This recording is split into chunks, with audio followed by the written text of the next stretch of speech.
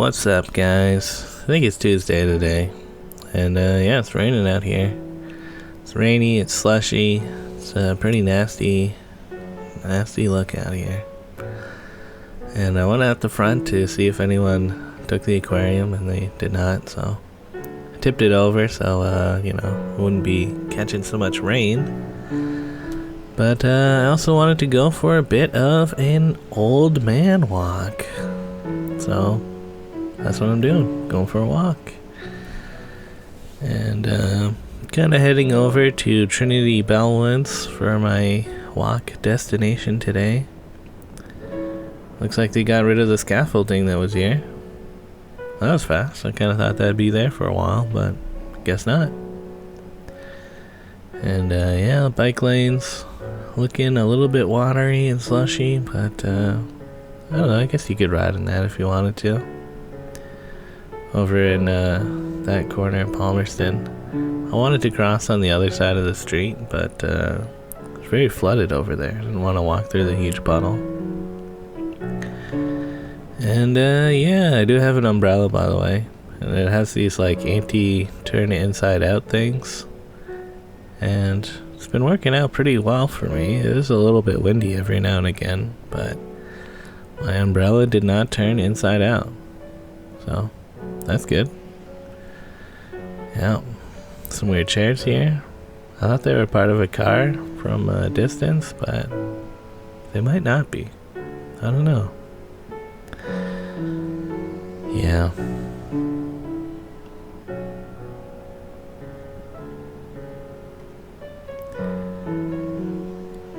I kind of recognize this art style.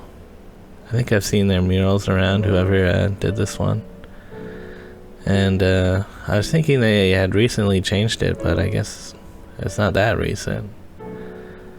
Maybe I'm thinking of this mural. Honestly, I'm not sure. But it reminds me of like a different one somewhere else. Which I spent like 5 minutes looking around on Google Maps of like, is there another building that has that same art style? Probably done by the same graffiti artist, mural person. I don't know.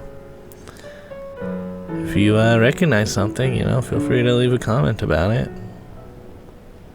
Anyways, I'm just in Trinity Bellwoods now, looking into the dog bowl, I think it gets called, because there's like a dog off-leash area down there. Not sure if I ever actually walked down there. And yeah, I don't know. If it was nicer, I'd probably continue walking around the park, but my toes are wet, so I'm gonna go home. And I'm going up Montrose Avenue. Just, you know, one of those side streets.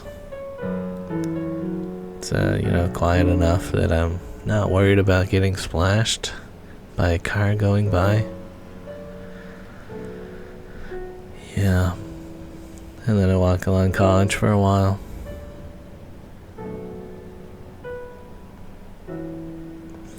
Pretty much back to where I started walking south. Oh yeah, somebody's got some pop culture art going on here.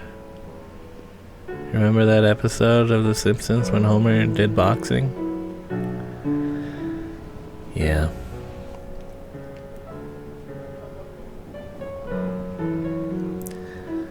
So anyways, crossed over to the north side of College and having a look at the flooding here. There should be a storm drain. Like there's that cutout in the protected bike lane area to allow water to go into that area. So something seems like it's clogged. I was thinking I would go and get a shovel and come back. As you can see, there's definitely people still like biking around and stuff. People are using the bike lanes in January, right?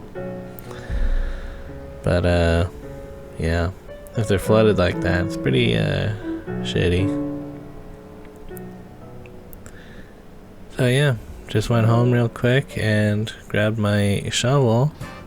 Also charged my phone and like looked on Google Maps where the storm drain should be, which they haven't updated since they put the raised bike lanes in, but it's probably still in that same area.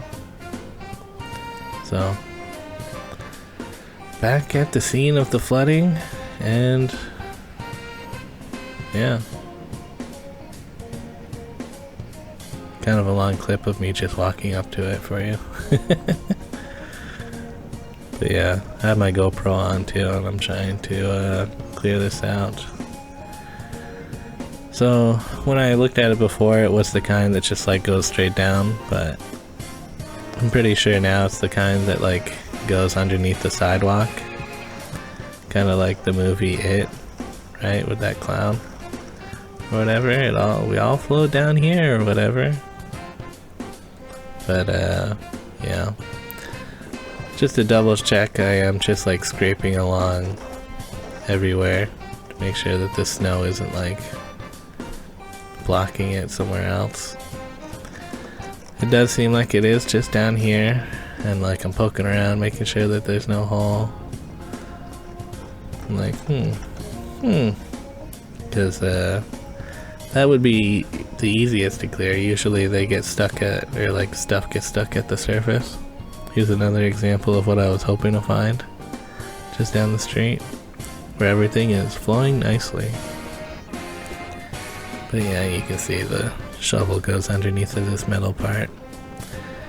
And as much as fun as it would be to clear this out, like I can't get under there really.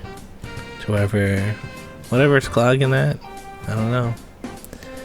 But on my way home, Cliff drove by, and I asked him for a crowbar to lift up the thing, and he said, "What you need is a pick."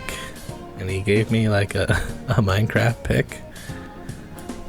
So I went back and I tried to lift off parts of the cover, but there was nowhere to really like stick the pick in there and like get a good grip and like lift it from underneath. Like it would just get wedged in between the cracks, and I just couldn't get a good hook on anything. So just brought back his pick, and I reported it to the city. Hopefully somebody comes out and can actually deal with it. Other than that, we actually finished Grounded today.